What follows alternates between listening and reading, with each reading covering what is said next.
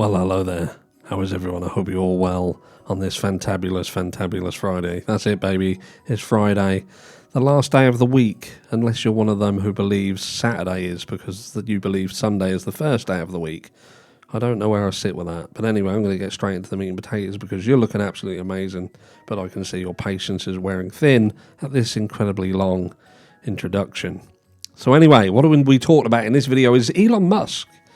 That's right, Elon, the CEO of Tesla, and the man who wants to put chips in people's brains so you don't have to have a phone. And if you're stupid, you can have a chip that makes you not stupid. That sort of stuff.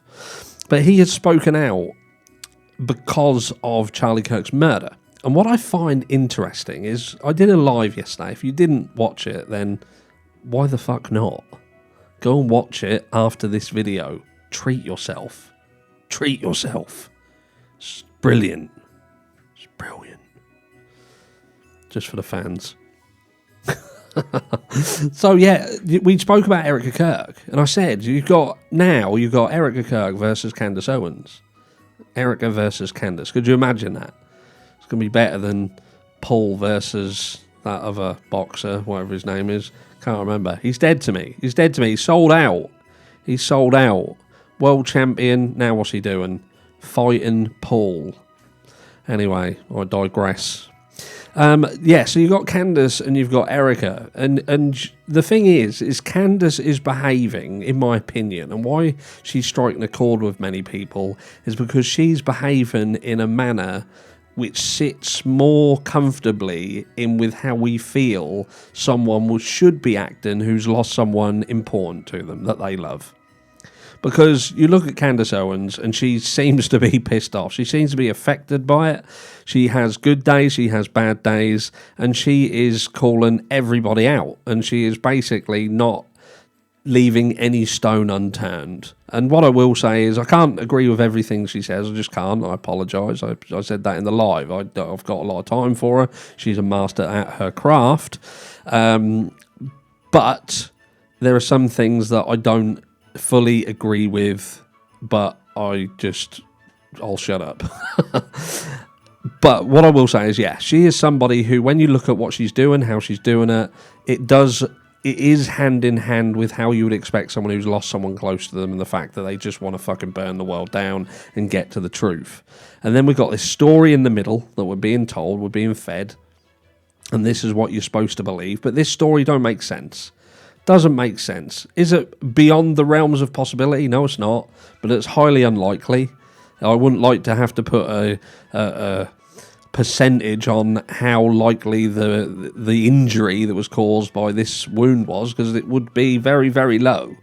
And then the other side, you've obviously got Erika Kirk, who just doesn't seem to be behaving in a manner that you would deem normal in terms of the loss of a loved one, your husband. And I know what people are going to say. They're going to say, well, there isn't a rule book.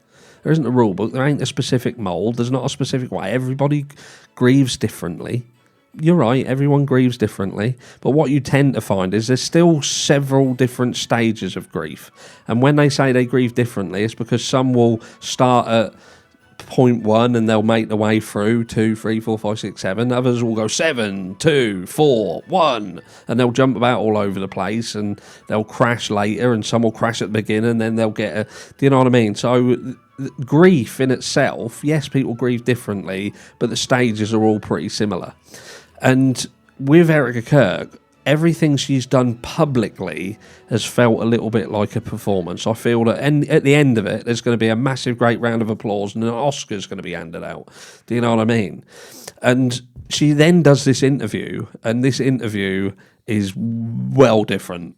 It is different. The look in her face, if looks could kill. If looks could kill, and you think to yourself, you are saying and you're talking, and you're speaking as if you're speaking to Candace Owens and you're fucking angry. And you think to yourself, how does that even make sense? How does it make sense that you are a widow, your husband was killed publicly, the story don't really make sense, and you've got someone who was your husband's friend who's basically saying, the story don't make sense, I'm being given all this information, and some of that information even is connected to the fact that you, Erika, at some point in time have had planes literally flying above your heads, following you around. And Erika Kirk's just got nothing to fucking say about it. Nothing to say whatsoever. She's not scared. She's being portrayed by the likes of Fox as some wounded puppy, and she fucking ain't. She got flat out asked if she was scared, and she laughed it off. Why am I scared? Why would I be scared? Because I get to see my husband sooner. Do you know what I mean? And then it brings me to Elon Musk, because a lot of you are probably thinking, what the fuck has this got to do with Elon Musk? I'm going to show you. Strap yourselves in. Because Elon Musk raises some valid points. And you think even he has been affected by Charlie Kirk's death. Elon Musk, look. It says the broad daylight murder of right-wing activist Charlie Kirk is the reason behind billionaire Elon Musk's reduced public appearances. Speaking on the Katie Miller podcast, the Tesla CEO said, these days, particularly in the light of Charlie Kirk's murder, there are serious security issues. I'd say if you've got the same security team as Charlie Kirk, then you definitely have serious security issues. So I've heard. It's not that I don't want to, I simply can't, he added. When asked if Charlie Kirk's murder has changed how he does things, Musk said, it certainly reinforced the severity of the situation where life is on hardcore mode. You make one mistake and you're dead. Says Kirk, the founder of Turning Point USA, was shot in the neck on September 10th, allegedly by a 22-year-old Tyler Robinson. So again, this is allegedly. So if you've got someone who's questioning this case at this stage in the game, then why would Erika Kirk be so fucking angry about it? So angry. Because if you are genuinely that certain that this story, and let me just put my beautiful face up there, if you genuinely believe that story is the right one, then why would you not be scared? Why would you not feel that there is a potential that if you have jumped into Charlie Kirk's seat, his chair, or this chair? Do you know what I mean? I'd be scared if someone rang me up and said, "Look, we've seen you on on YouTube. Do you know what I mean? We've seen you, and you're amazing. You are absolutely amazing." I'd be like, "I know,"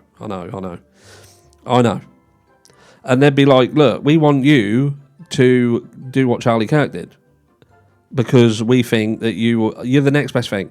You are the next best thing." And look, I know that I probably am, but I would be like, "Fuck no." Absolutely not. Or if I will, but can I do it from a bulletproof box, please? Just with little eye slots, and I'll shout out of the little slot, hello, don't have your nuts chopped off too early. Do you know what I mean? I'd be doing that. Like, there's no fucking way I'll be sitting in a table in front of everyone with a fucking target on me. Do you know what I mean? I might as well just wear fucking Lambretta clothing. Have you seen Lambretta clothing? Literally got a target on it. Fuck that. So, anyway. So we go back here. So, allegedly, fired a single round from a nearby rooftop as Kirk addressed the crowd in Utah Valley University. They found a bolt-action .30-06 rifle and ammunition with unusual inscriptions. Not unusual like hieroglyphics, not fucking alien bullets. They had stuff written on them that was crap, including taunts, gaming-style symbols, and references to the Italian resistance song Bella Ciao. Robinson faces a first-degree murder charge and could be sentenced to death by firing squad if convicted. Oh, the irony. Musk attended Kirk's memorial service in Arizona on September 21st, where he described the conservative figure as a forceful communicator whose message made a difference. And I think that's fair. I think it's fair to say, yes, he was. Since the shooting, the billionaires condemned online celebrations of Kirk's death. He described online celebrations of the murder as evil and accused those praising the attack of supporting cold-blooded murder. He also warned, either we fight back or they will kill us. In another exchange, Musk said that if people were not allowed to live peacefully, the choice would eventually become fight or die. So that's where he sits with it. That's how he sees it. And then you've got Erika Kirk, the wife of the very person who's been shot, seemingly not in the same fear as what he is, and how that's affecting him. And I said this yesterday in the live. Again, if you didn't watch that live, well, now you don't fucking have to, because I've spoken about half of it. But I said this is why you, as American citizens, should demand that the judicial system, it works properly, it functions properly, it functions correctly, and is transparent. Because the reality of these situations is this: if you allow those in power, the powerful people, the rich people, to get away with things, such as, let's just say, for instance, Charlie Kirk was assassinated. There was something else behind it. It was some political motivation, or he stood on someone's fucking toes who he shouldn't have done, and he was assassinated. And there was this cover-up around it. And before anybody turns around and says, no, completely impossible, if you're someone who thinks that's completely impossible, then I would say to you that you are being incredibly naive. I'm not saying that a 100% that Charlie Kirk wasn't killed by Tyler Robinson. I'm just saying that I don't think he was, and I'm yet to be proven that he was. And I think at the very least, you should be able to have it proven to you beyond a reasonable doubt that that is the case. And until that happens, then you should question things. You shouldn't be so quick to accept what you're being told, because that is dangerous. Again, because if you do allow these things to go unchecked, unquestioned, and for them to literally get away with murder, because in this case that could potentially be killing Charlie Kirk and Tyler Robinson, if Tyler Robinson even fucking exists, and hide it, and you don't question it, then the likes of Elon Musk won't be safe.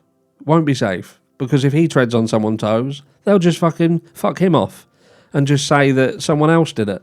Someone else. They'd probably frame Candace Owens, say Candace Owens shot him. And what would people do? Probably go and watch Tim Pool. Well, someone's got to, because no one else fucking is. Anyway, let me know down below what you think. Love you all, and I'll catch you all later. Mwah.